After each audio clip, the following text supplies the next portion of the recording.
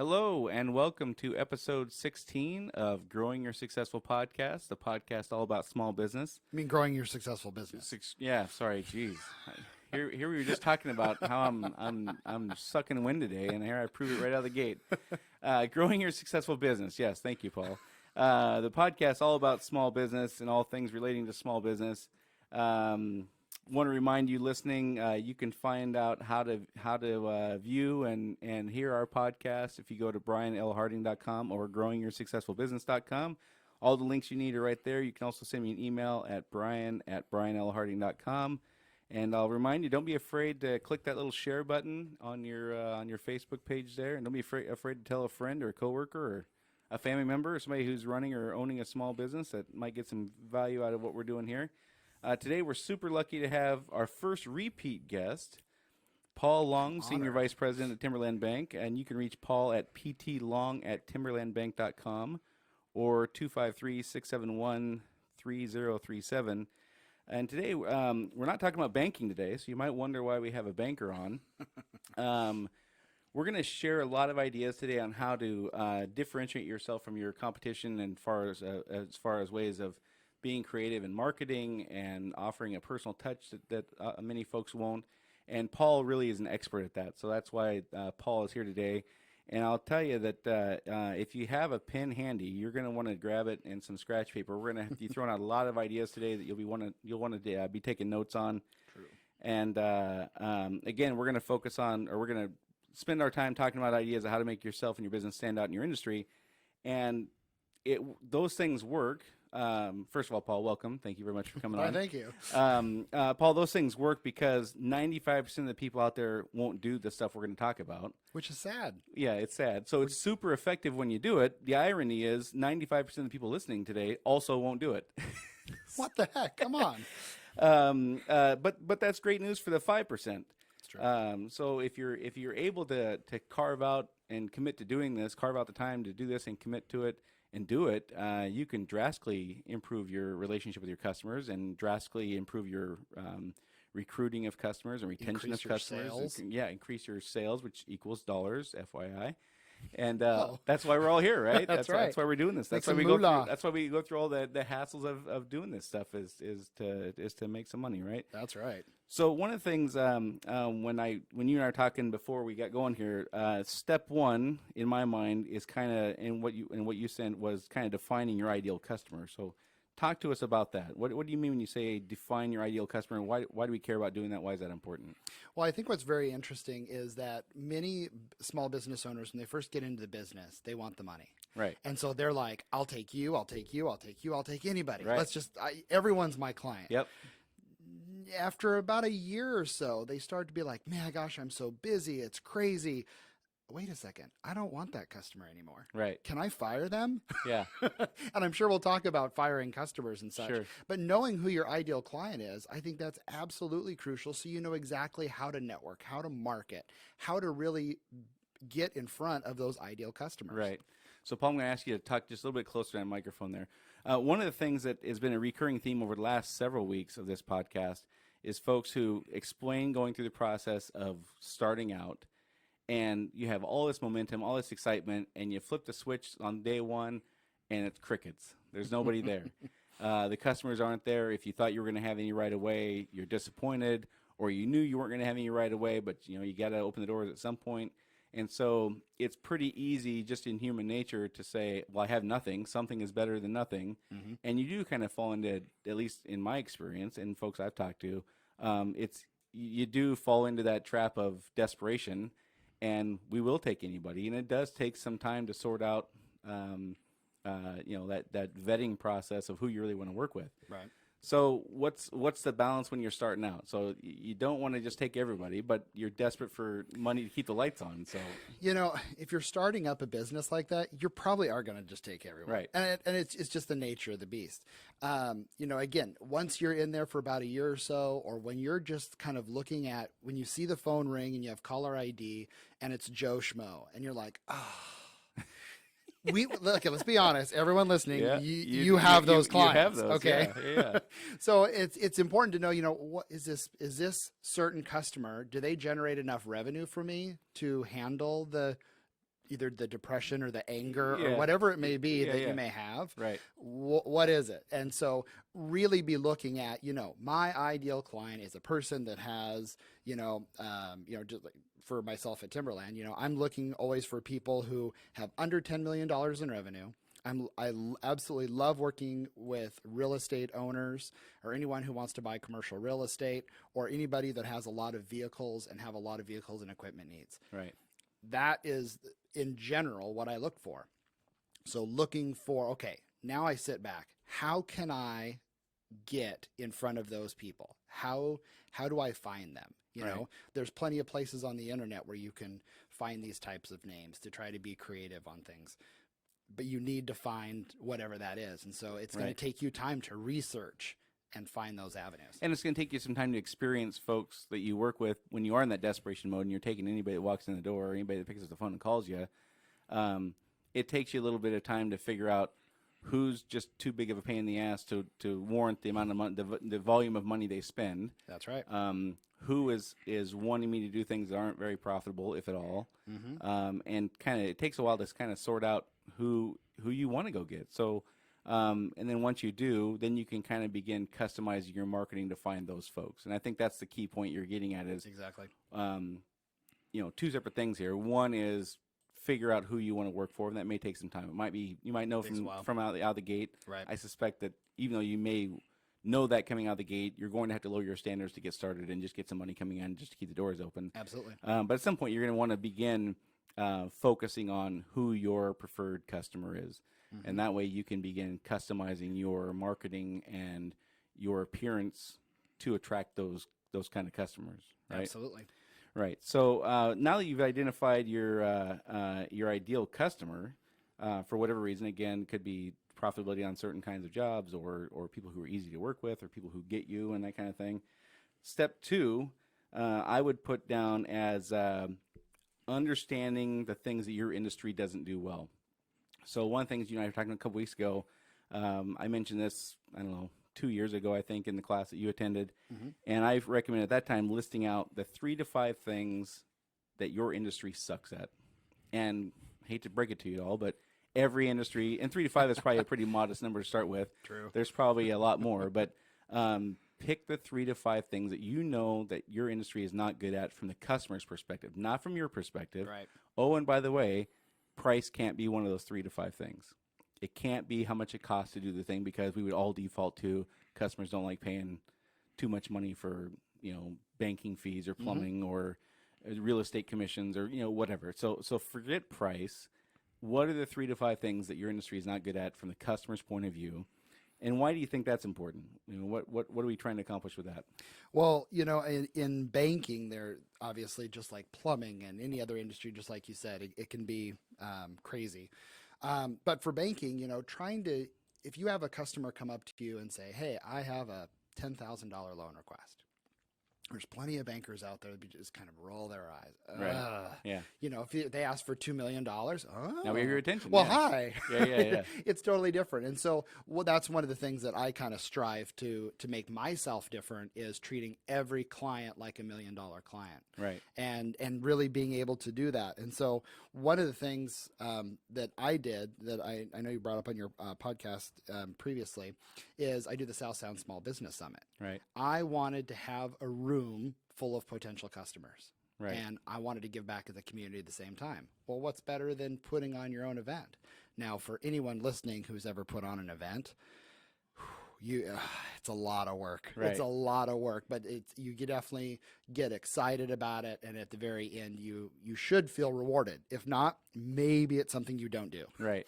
But again, having those people in the room is a part of that too. So how do you make them feel like $1 million? How do you give them the tools that they need? How do you be different? Right. And so, and we'll get to your South Sound Business Summit, and we'll get to those event things in a little bit.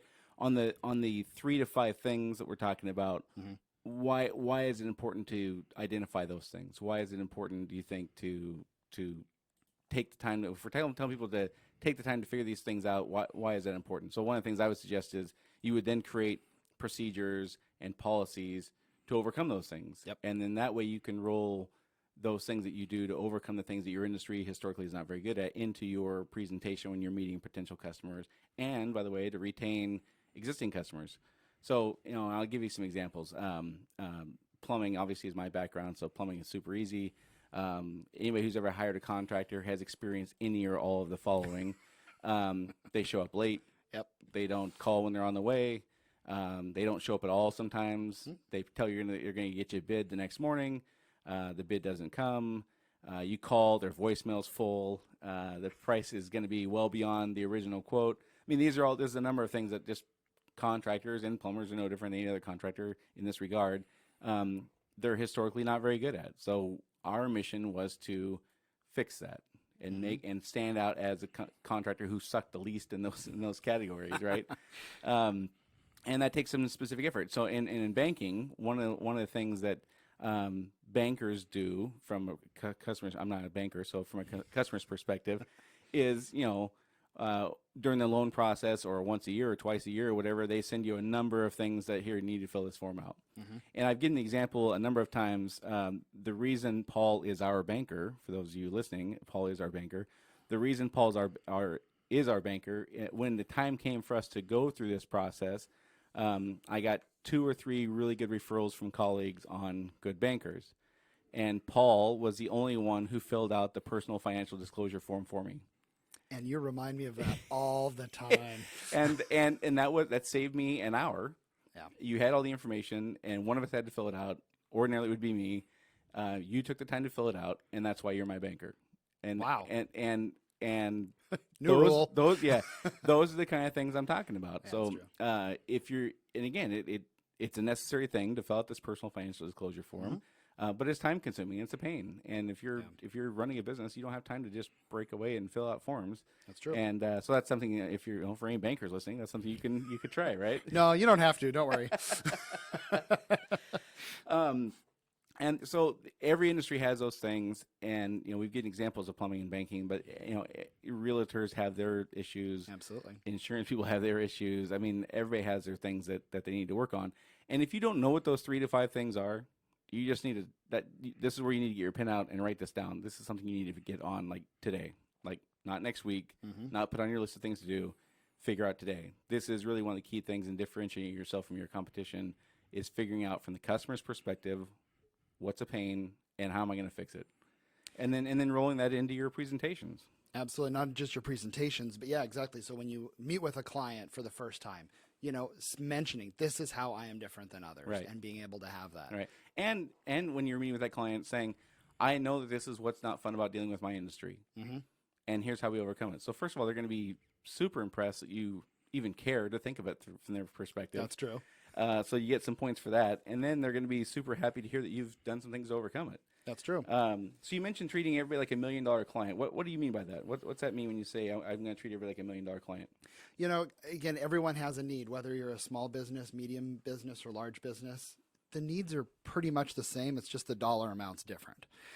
You want to have an account that doesn't have a bunch of fees. You want to have a loan process that goes smooth.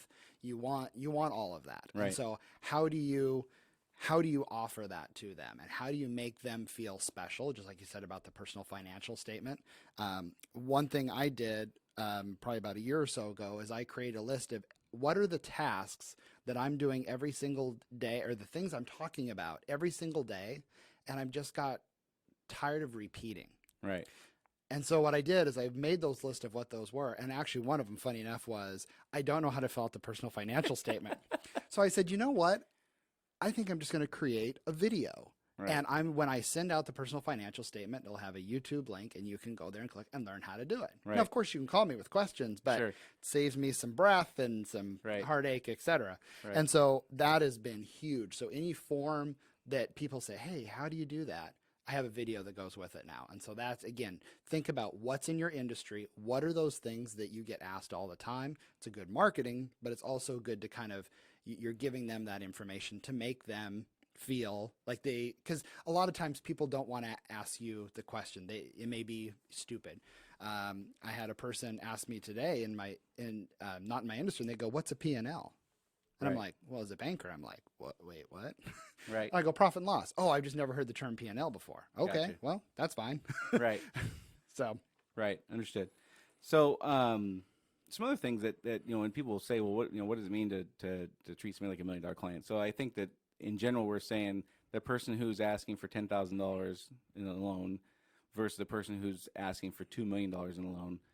I think we all kind of recognize that bankers internally are going to view those as different things. correct. And if you're the person who is asking for the $10,000, it's not super fun to be feeling like you're being treated like the person who's only asking for $10,000. For instance, if I call a banker with a question on how to fill out a personal financial disclosure statement, if I'm asking for $2 million, I suspect I will get an answer on that within 8 minutes or so, give or take. That's right. If I'm the person asking for $10,000, it would feel not very good to get a response in 26 hours.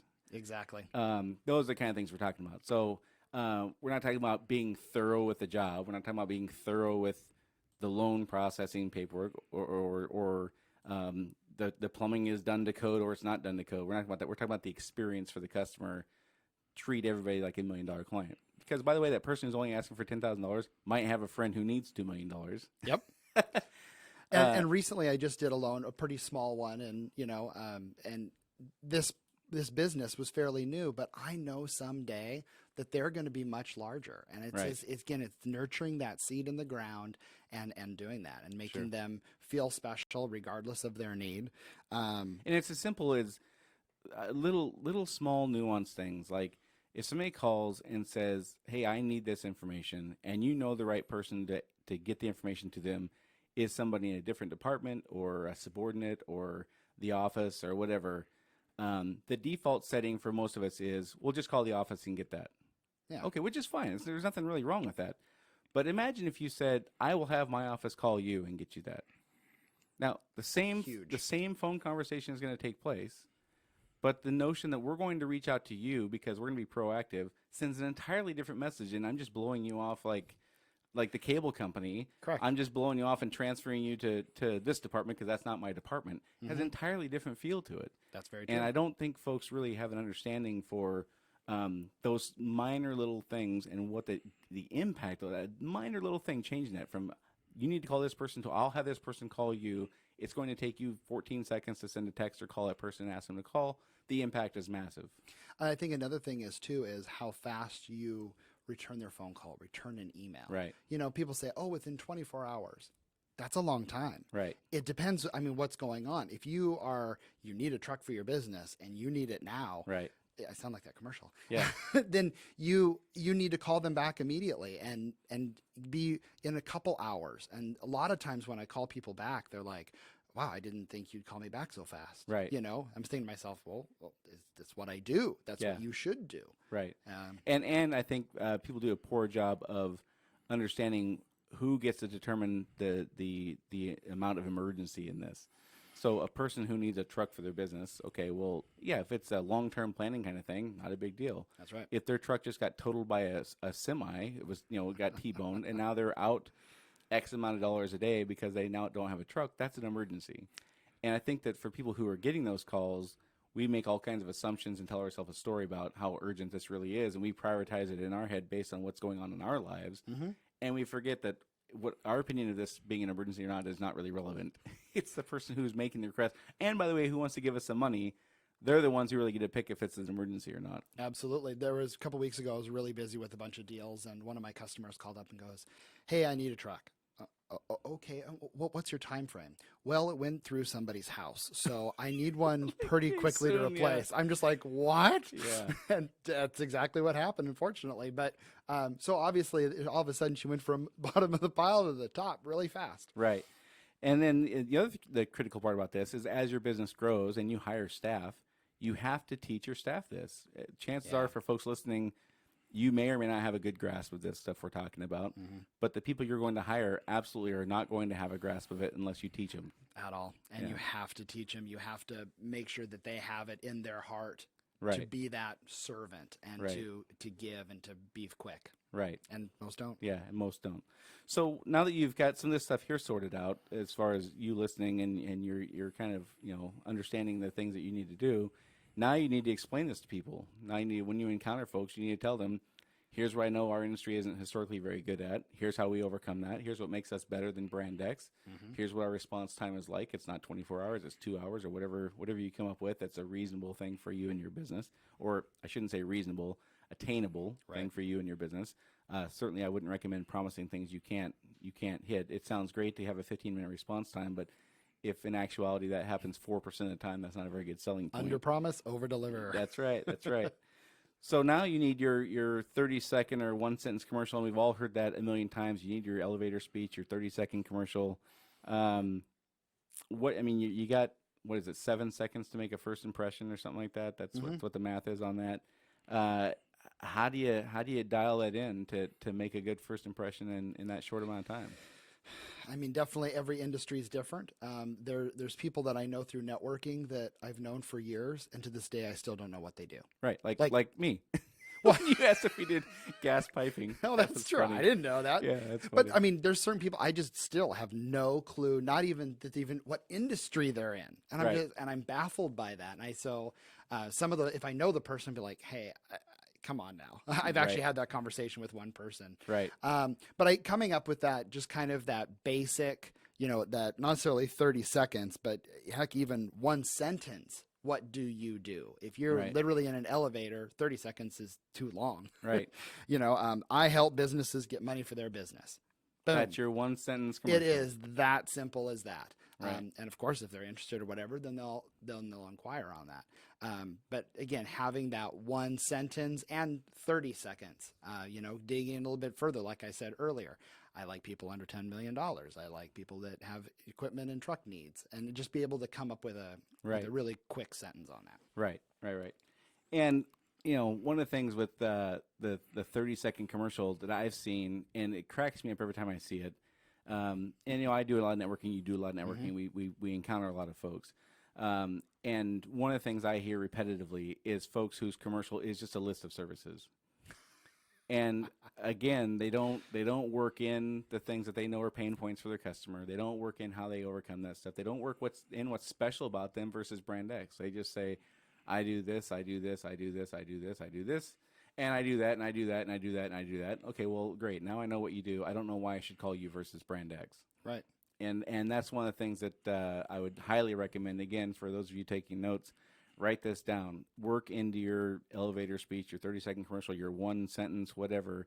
What's different about you than brand X? Because if all they know is a list of services, they may know 3 other people who do that. And unless you can tell them quickly what makes you special, you don't have a chance. I mean, you're wasting your time. And that's a good segue into the next thing is understanding that people, when given the chance, do business with the person, not the company. Amen.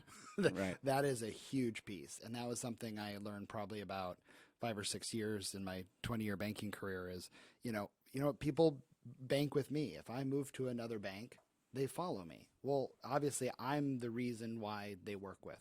So I said, I'm going to start branding myself. Right. And so that's what I've done. So over the past 4 years, I've created a website, paultlong.com. And on there, it doesn't sell anything. It's purely giving information about what is an SBA loan, what is a term loan, what is this, how do you do a construction loan? Most people don't know how to do that. Right. So if I create those types of things, it's a great way to give back, but also to brand yourself. Because if you're willing to give the information, if you're willing to sit down with somebody or provide the information through a website, you're becoming that resource for them. And when there is a need, they're going to come back to you. Right. And I think that's one of the things you said in the beginning there was, you're at whatever organization you're at now, but if you move on to a different organization, you're still my banker. It's not. Now, I'm assuming that you were going to go somewhere that if they do the kind of things I need, sure. Of course. If they don't, obviously that wouldn't be a good fit. But but I think that this is one of the things that people really need to focus on is understanding that you are what's unique about your business. You, not the company. It's you. What do you do differently? What do you do better? How do you excel? Are you the person that says we'll call you instead of call Cindy in the office or whatever? That is the stuff people gravitate towards. I also think if you're a service-based business, you're more apt to that as well. Right. Product-based businesses, you can go online and do the thing. But with a service-based business, I feel like that relationship means even more. Right. Right. And I think, well, I mean, even with product stuff, you can I mean, and more people are doing their own research and things like that. I still am a person who enjoys going into the store when I'm looking at a product and talking to the person who's the expert, because they know things that I should be asking that I don't even know I should be asking. Cameras are a great example. There's one camera store here in Western Washington between Mukilteo and Portland or something like that. Yep. And even though I know I'm going to pay a little bit more when I go there, It's true. I still go in there because I don't know the first thing about cameras. My wife loves cameras. When I go buy a camera, I don't even know what questions to ask. So I personally, I still see the value of going in. But I understand a lot of folks are just shopping online and relying on the company's marketing to answer all your questions and things like that. I do think that anybody universally could, create this image of themselves where they're just a fountain of knowledge. And by the way, it doesn't have to do anything. It doesn't always have to do with your business. You could be a fountain of knowledge for things that don't relate to your business, just in being a person that's a good resource to call for. I mean, you're a great example of this. If somebody needed to know somebody who did roofing, if somebody who sold cameras, for example, or a good CPA, or somebody to help build a retaining wall, I mean, a billion people. I mean, tons of people. Just something like that is marketing yourself as a resource. If you become the top of mind person that people think of when they have a need of any sort, and you can be that resource, I mean, that's huge, And you can't do that without the relationships. Absolutely. And I get calls all the time for stuff like that. Right. Yeah. So on paultlong.com, it's mostly just informational. Yep. And I think that, and we'll talk about this a little bit more later also, but I think one of the things that people try to do that is baffling to me and backfires all the time is where they say, I have this great informational website, and then at the end, there's always, and please buy this. Right. And it's always a promotional thing at the end. You have to remove that entirely. Absolutely. You have to become just a fountain of knowledge without any expectation that you're going to get anything in return, and without any trying to work in your sales pitch into that, right? Absolutely, because people can see through that. Right. Again, if you went to like my website or whatever, there's not click here to buy now or whatever. I mean, again, I'm also a bank, so I have to work for a bank in order to do it. But exactly, it's give that information, give it out all the way. Whether you're networking, sometimes I'll sit down with a table full of networking people. I'm going to talk about what some of their needs are rather than me. Right. Talking about, oh, this is what I do. What's your problem? Let's address it. Right. Kind of a thing. Right. And even, I mean, for people who are wondering, why would you possibly do that? Why would you spend all this time and monies in some cases, but mostly time crafting these things that are going to be read by somebody who may not be a client?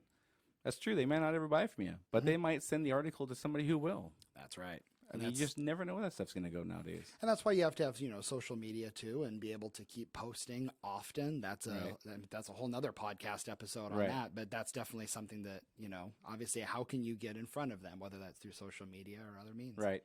So you mentioned branding yourself and your website is part of that, paultlong.com, right? That's what the website is, right? So for those of you listening, paultlong.com. But you're also the trusted business lender for the South Sound. Exactly. So you created your own moniker there. I did. And, absolutely. And it rolls right off the tongue. And, absolutely. And you're the first one to have it. So tough to everybody else that wishes they would have had it, right? Yep. And what's been kind of fun with that too is with the marketing of the website and all that. My website shows up ahead of some other banks, which is pretty awesome. I'm not gonna lie. Yeah. So it's fun to do that, but again, it's here's the information, and if I can help, hey, here's my phone number. But here you go. Right. And our buddy Jake, he did the same thing. He is awesome, and he is just another great example of the same type of thing. He is the car guy, and he on his social media, you'll see him test driving a car, and you just, again, I think he recently moved different dealerships, but again, he is still Jake the car guy, and you do a great job of that. So good job, Jake. Good job, Jake. It's Jake Weidenbach, by the way, if you're wondering who that is. And, I'm sure you can find him through Facebook on both of our accounts. That's right. So then nowadays you have to, of course, like you mentioned, the social media is super important. You got to have the Facebook or the Twitter or the Instagram, whatever demo you're going after. You've got to kind of do that, and creating your own website, which you've done. And so let's go back to standing out and some of the personal touches that that again work because only 5% is probably pretty generous. There's probably 2% of the people out there who do this kind of stuff, which is why it stands out and why it works. Talking about like handwritten birthday thank you account anniversary cards. Talk about that a little bit. Yeah, so that's been something I've been doing for well over 10 years with not just my key clients, my clients, period, regardless of size. What I put in my CRM system when their birthday is, and I will fill out a handwritten card to every single person for their birthday. And then for their anniversary, not their wedding anniversary, but their anniversary of banking with Timberland Bank. Thank you. I did one the other day for 32 years with Timberland Bank. Wow. Well, I also picked up the phone after I wrote that card because I go, this just doesn't feel right. Right. How do I make them feel special? To be with anything for 32 years is impressive. But having that handwritten card, I think, is important. And there's a lot of different, for example, I also get a card from a financial advisor that I have every single year. Right. And it's interesting because what it is just a signature and a business card inside. Yeah. Do not put your business card in a birthday card. Right. An anniversary card, that's a little bit, thanks for 30-some years. I just remember I'm your banker. Right. But a birthday card, it just, Kieran has always mentioned, a chocolate covered dog crap. Yeah. That one is just, and it's true. It is. And every time he said that, I'm just like, yep, that's. So for those of you who don't know, Kieran Murray, who was on the very first podcast I did, Paul and I both know him really well. He has a name for those things that come across as the guise of a happy birthday, but they're really a marketing piece. And he calls them chocolate covered dog crap. And I think that's a fantastic analogy for what you're getting. Don't allow yourself to send these things that are supposed to be under the guise of, hey, happy birthday, hope you have a great day. Oh, by the way, don't forget my phone number, my fax number. I know. I mean, it's just and again, I understand that you go through all these marketing classes and you spend a lot of time and spend a lot of money and whatever, and you think I got to get a return. Well, there's a time and place for that, but there's also a time and place just to be gracious and say thank you. Period. End of story.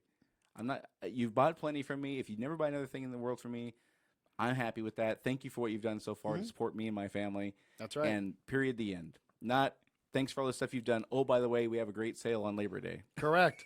The other thing I do is now once a month, I will get Oreos or donuts and go to a client just to drop them off and say, hey, thanks for your business. Right. Something as simple as that. Again, it doesn't, having those touch points, they know who you are. They're going to remember you. So don't just, stick a bunch of business cards all over the top of it. Yeah. And if you feel that you're that financial advisor who has to send out the business card once a year, that's probably a red flag that you're not in touch with your client well enough. Absolutely. Or even just the signature. Make it personal. Right. Handwrite my name, happy birthday, and your name. It can be as simple as that, but make me feel special. Right. That is how you make a person feel like $1 million. Because FYI, it's about the customer. It's not about you. And people forget that all the time. Forget that all the time. Well, I got to make sure I get my value out of this. What's my ROI on this card I'm sending out? Forget that. So, and you mentioned the Oreos and stuff like that. We do a similar thing.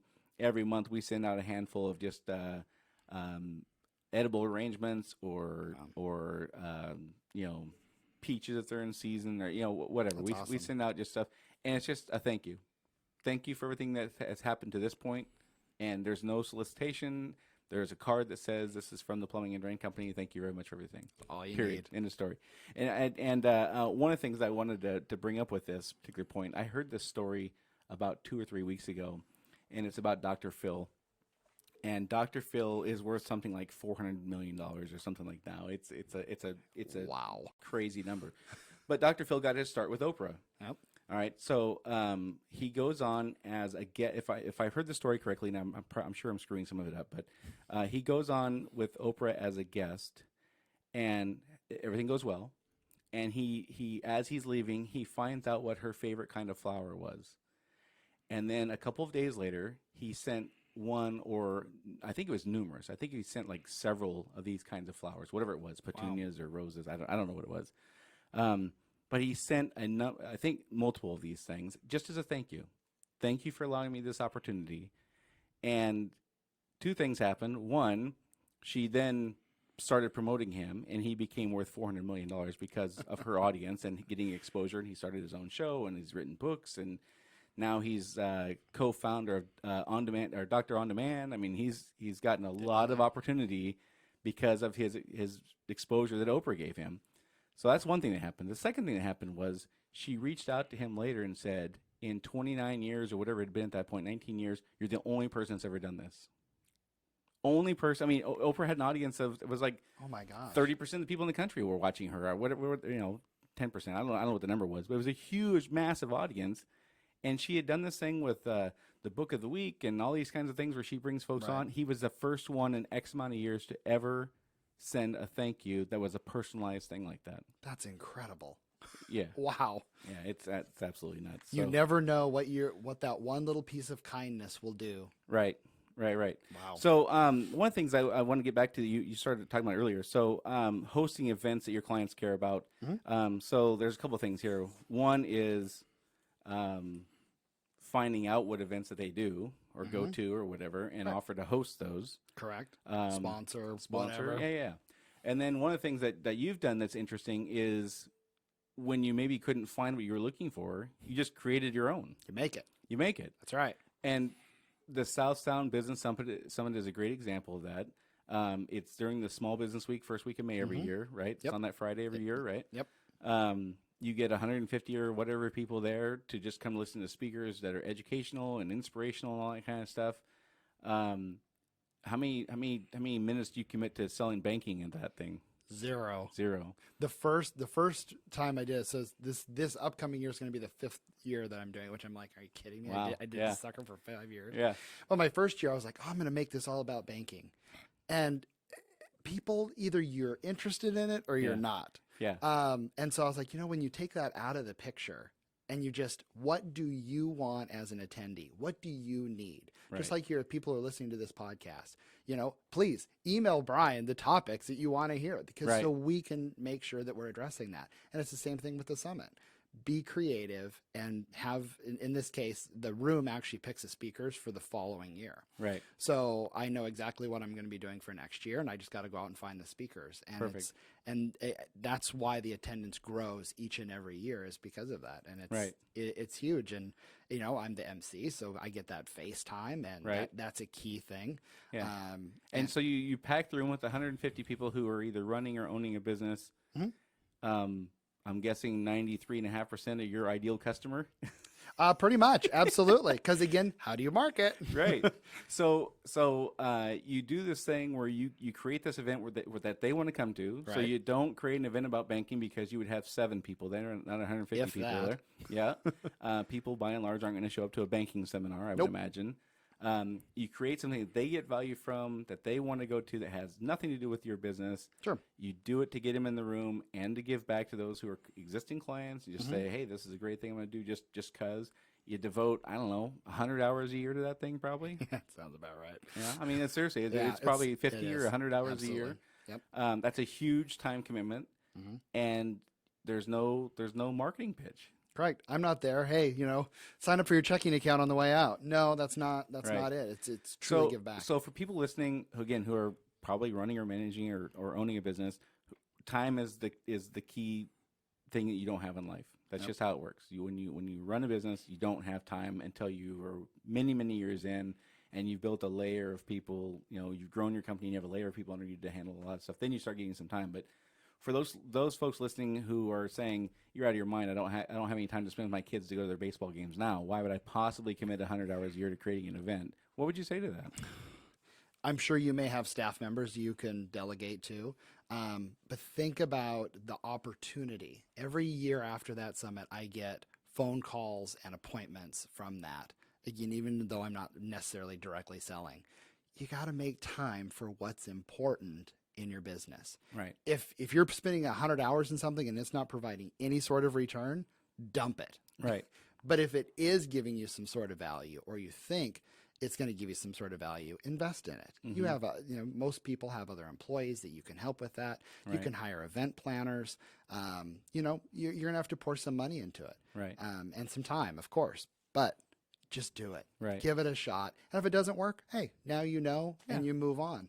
But I'm a huge believer of looking at your industry, seeing what people are not doing, and that's what you focus on. Right. Yeah.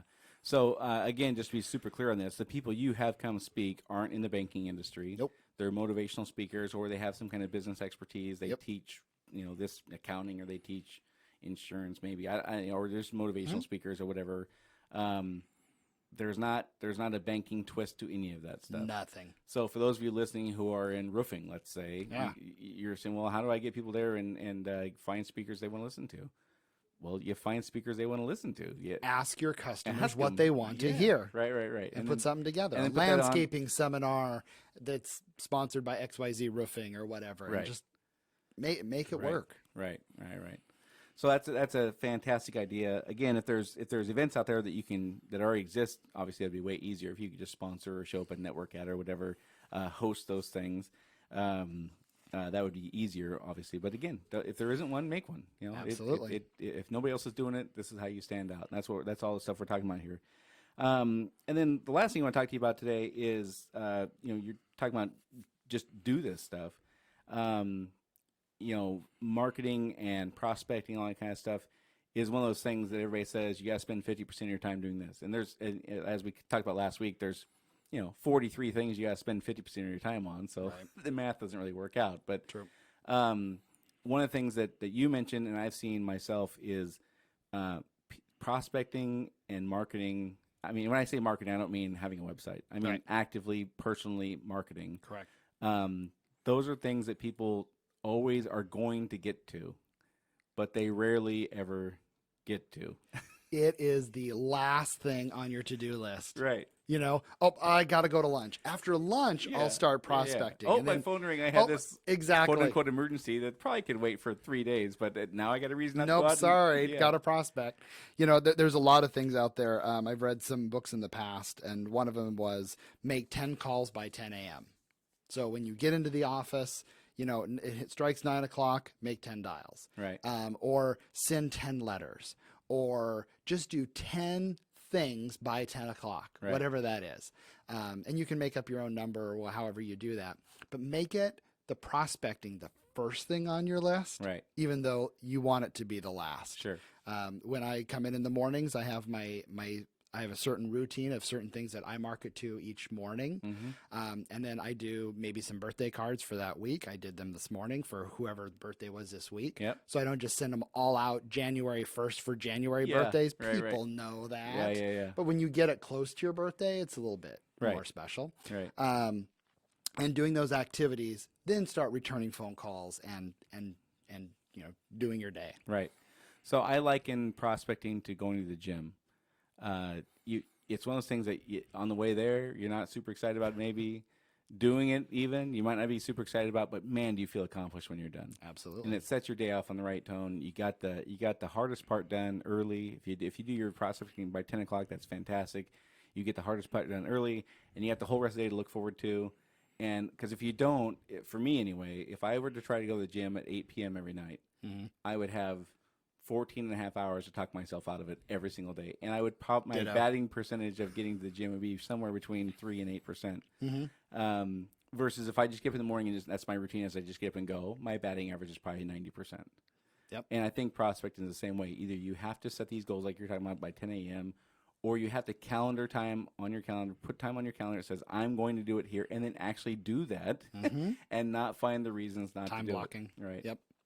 And I think, I'll give an example of, a lot of people who do letters and phone calls. Oh, I hate cold calling. Cold calling doesn't work. Letters don't work. Right. Oh, I had that mentality for a little while as well.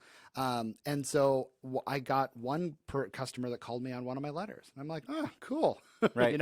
It does work. That's why I do this every morning. Right. And since then, that customer has now given me probably about $6 million in new business. Yeah. All from a letter. Yeah. And when I tell people that, they're just kind of like, what? Right. It works. Right. It absolutely works. And the thing with cold calling, and I tell people this all the time, and I know people hate it. I know they don't like doing it, and I know they resist. But one of the ancillary benefits of cold calling is, let's say you go out and you cold call your 10 places this morning, and you get zero business out of it. But what you will walk away with is the questions your potential customers and your ideal customers are asking.